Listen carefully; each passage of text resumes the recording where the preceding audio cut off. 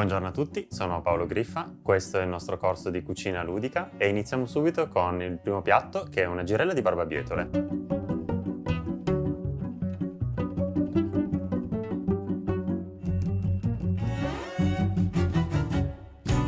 Andiamo a vedere gli elementi che la compongono. Come primo ingrediente andremo a lavorare la barbabietola, che sarà la base del piatto. La faremo in due preparazioni, una cotta al forno e una sott'aceto. Iniziamo con quelle cotte al forno perché ci vorrà più tempo. Per questa prima preparazione avremo bisogno delle nostre barbabietole di differenti colori, olio, sale e pepe. Prendiamo della stagnola e le andremo a cuocere al cartoccio dopo averle ben lavate, separate per colore, perché se no in cottura passeranno i colori una all'altra. Mettiamo un filo d'olio su tutta la superficie, un pizzico di sale e del pepe. Chiudiamo il nostro cartoccio e procediamo così per tutti gli altri colori.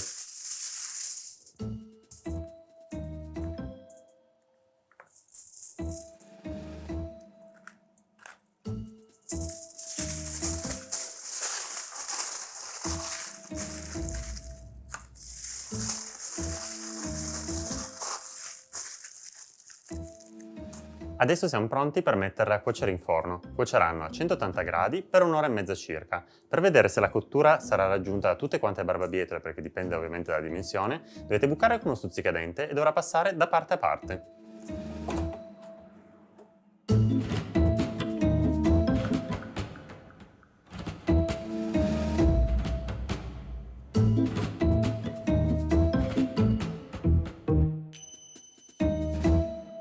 Passata un'ora e mezza, le barbabietole dovrebbero aver cotto. Andiamo a controllarle, come dicevo, con uno stuzzicadente o uno spillo.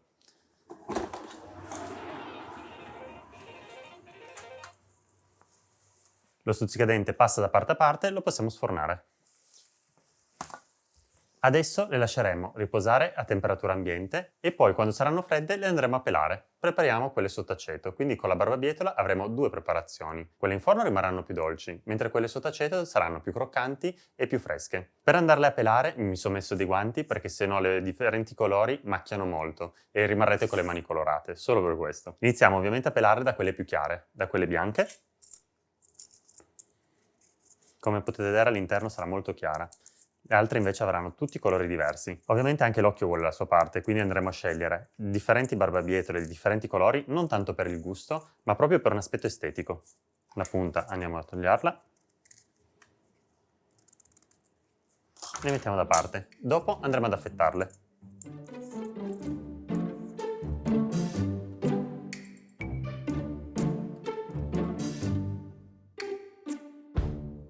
Adesso andremo ad affettarle.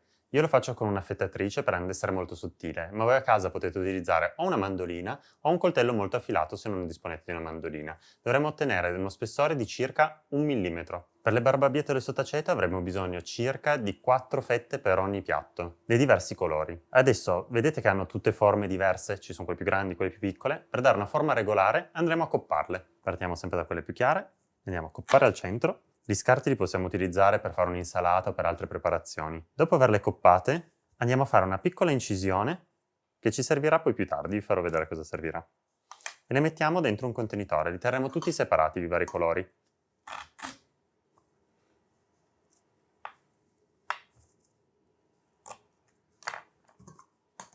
Le barbabietole gialle, facciamo lo stesso procedimento, andiamo a copparle. Poi quando abbiamo il cilindretto tutto allineato facciamo un'incisione, almeno sarà tutti quanti uguali, le conserviamo in un contenitore separato. Il diametro di questo coppapasta è di 2 cm, 2 cm e mezzo, poi dipenderà dalla dimensione che volete fare della girella finale e scegliete la dimensione che avete anche a casa.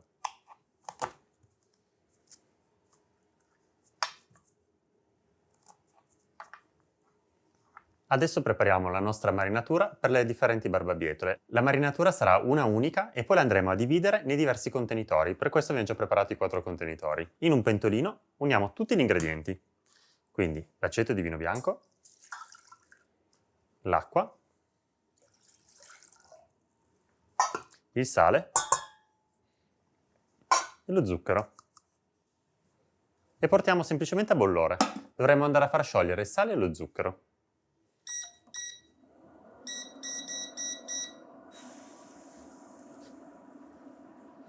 Dovremo soltanto raggiungere l'ebollizione e far sciogliere bene il sale e lo zucchero. Diamo una leggera girata con un cucchiaio e dividiamo questo liquido nei 4 contenitori.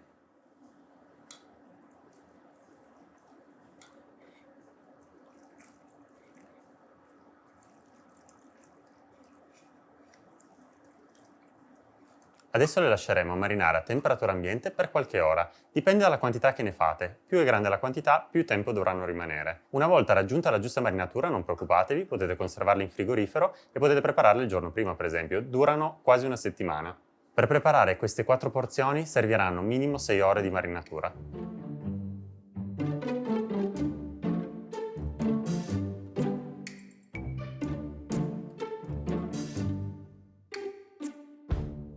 Adesso passiamo alla prossima preparazione. Facciamo un cracker con dei semplici ingredienti. Abbiamo della farina, normale 00, del latte, delle uova, dello zucchero e del sale. La ricetta è veramente molto semplice perché non è un impasto lievitato, non abbiamo problemi. Quindi metteremo tutti gli ingredienti dentro una planetaria e li faremo amalgamare insieme. Se non abbiamo una planetaria possiamo farlo benissimo a mano finché non risulterà liscio. Quindi mettiamo la farina, latte, le uova. La quantità è veramente molto piccola per farlo per 4 persone, quindi prendete un uovo, lo sbattete e pesate la quantità che necessita. Essendo molto piccola, le pesate devono essere anche molto precise, perché se no la ricetta non avrà lo stesso risultato. Sale e zucchero. Andiamo ad amalgamare in un primo momento con una foglia e poi andremo a mettere il gancio.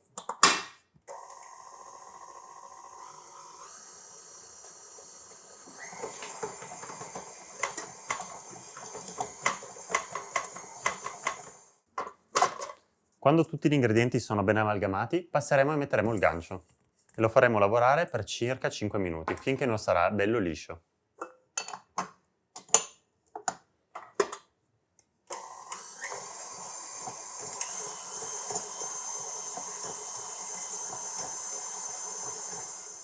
Dopo 5 minuti il nostro impasto dovrà essere bello liscio. Adesso una fase molto importante sarà quella di farla riposare. Se l'impasto è troppo piccolo fate una quantità maggiore, al massimo avete dei cracker che potrete usare in un altro momento e mangiare all'aperitivo. E adesso dovrà riposare per almeno 2 ore, meglio se è tutta una notte in frigorifero. Quindi mettiamo la pellicola e lo avvolgiamo. Questa fase è molto importante perché adesso che riposa la pasta si rilassa, la stenderemo in modo molto più sottile dopo.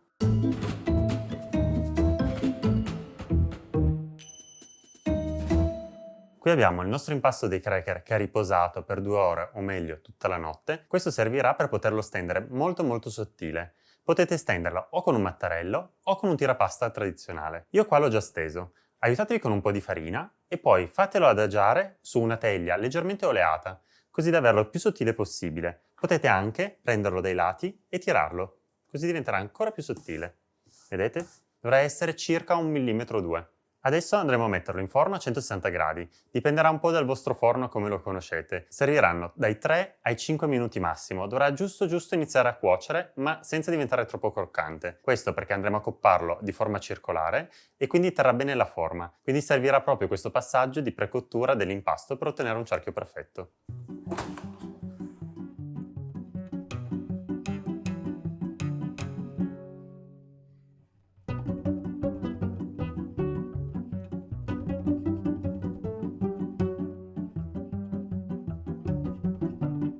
Come vi dicevo, bastano veramente pochi minuti. Dovete toccarlo e vedere che l'impasto si staccherà bene dalla teglia, sarà ancora molto morbido e i bordi non saranno ancora cotti. Prendiamo il nostro impasto finché è ancora caldo e lo andiamo a tagliare della dimensione desiderata. Questo è un anello da 7 cm. Andiamo a tagliarli e li disponiamo su un'altra placca.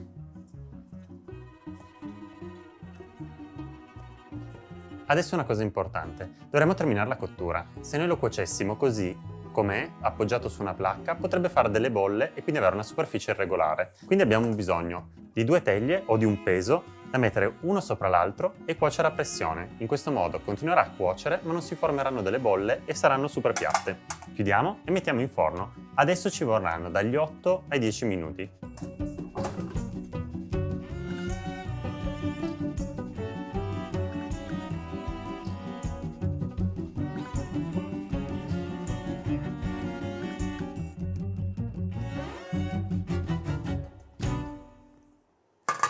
Come vedete dovranno essere ben dorate e le bolle che si sono formate sono rimaste schiacciate e quindi avremo una superficie molto piatta dove andremo poi a impiattare sopra.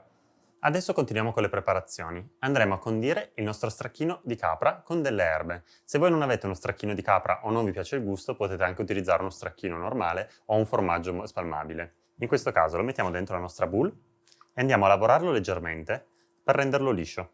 Andiamo semplicemente a sbatterlo. Dobbiamo farlo prima perché se dopo aggiungiamo le erbe e andiamo a sbatterlo andiamo a schiacciarle. In questo modo invece sarà già liscio e quando aggiungeremo le erbe saranno solo da amalgamare.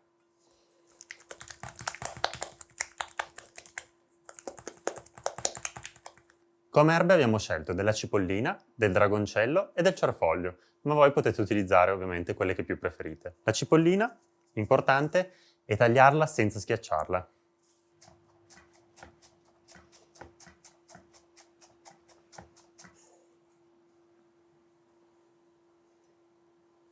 Mentre il cerfoglio, l'aneto e il dragoncello andiamo a tritarlo semplicemente.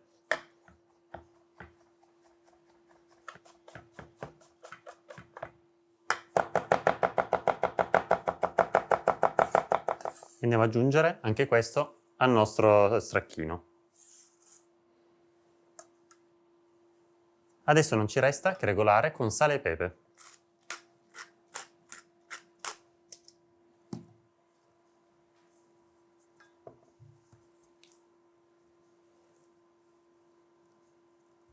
Una volta amalgamato, lo andremo a conservare in un sac à poche per l'utilizzo futuri.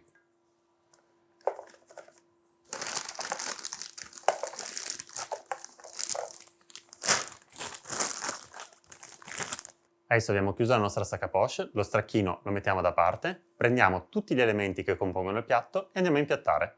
Le nostre barbabietole al forno hanno cotto, hanno raffreddato e adesso andiamo a pelarle. Basterà proprio tirare via con il coltello solo sulla superficie e verrà via da sola. Adesso andiamo ad affettarle molto sottilmente. Come prima, se avete una mandolina, fatelo con una mandolina, se avete un'affettatrice tanto meglio, o se no con un coltello molto affilato. Adesso le abbiamo affettate. Come prima dobbiamo dargli una forma regolare, quindi andremo a accopparle nei diversi colori per ottenere dei dischetti. Partiamo sempre da quelle più chiare, quindi quella bianca, questa rosa e infine quella gialla. Avremo bisogno di circa 4-5 dischetti per ogni colore.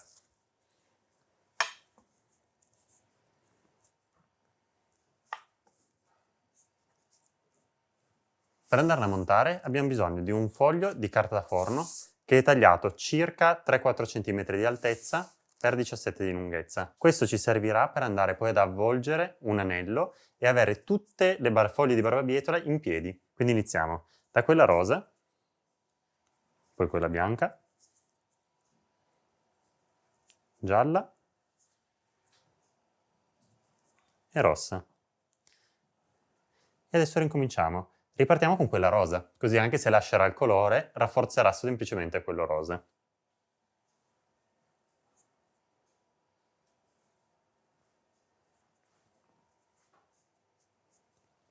Adesso andremo a condirle. Mettiamo un filo d'olio, sale e pepe.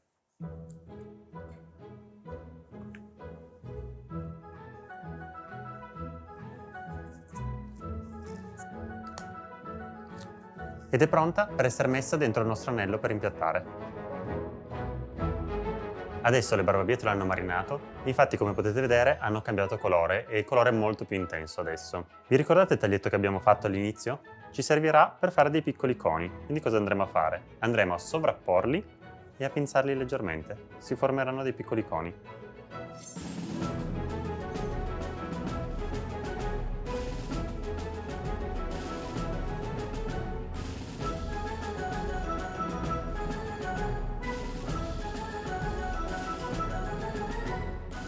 Adesso passiamo alla fase successiva. Riprendiamo il nostro cracker e andremo a disporre questi piccoli coni tutto intorno.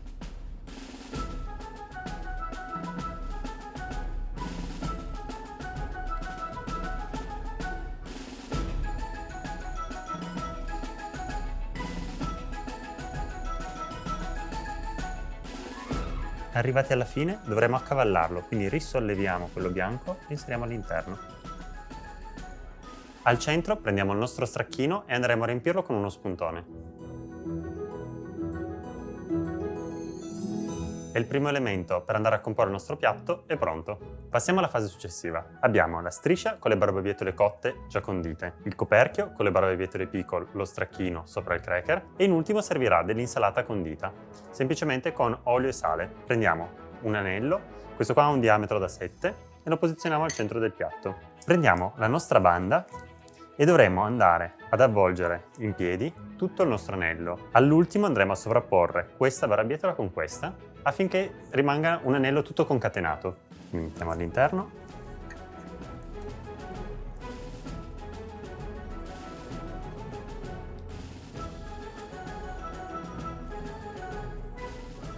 E lo facciamo ben aderire sul bordo. Adesso per tenerlo fermo faremo tutto il bordo sotto con dello stracchino. Possiamo inserire all'interno la nostra insalata. Devono essere comunque delle foglie piccole, noi utilizziamo erbe di campo che sono più aromatiche. Andiamo a pressare leggermente le foglie perché dovranno restare tutte sotto l'altezza del cilindro. Se abbiamo fatto tutto bene dovrebbe rimanere composto.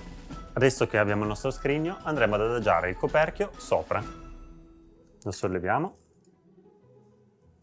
e andiamo a chiudere. E il piatto così è completo.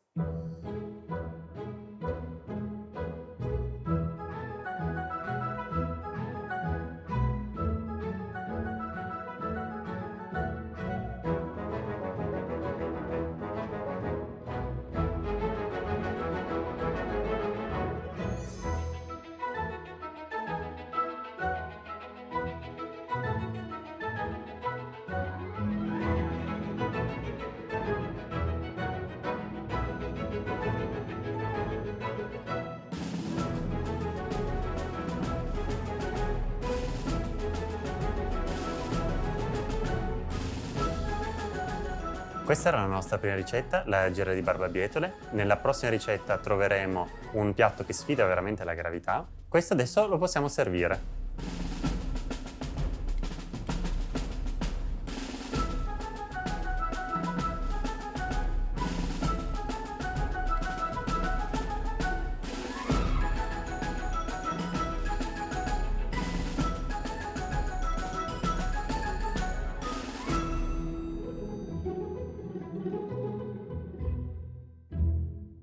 Ti è piaciuta questa lezione? Allora entra subito in accademia.tv, scegli l'abbonamento che fa per te e registrati nel tempo di un caffè. Allaccia il grembiule, mondo di accademia.tv ti aspetta.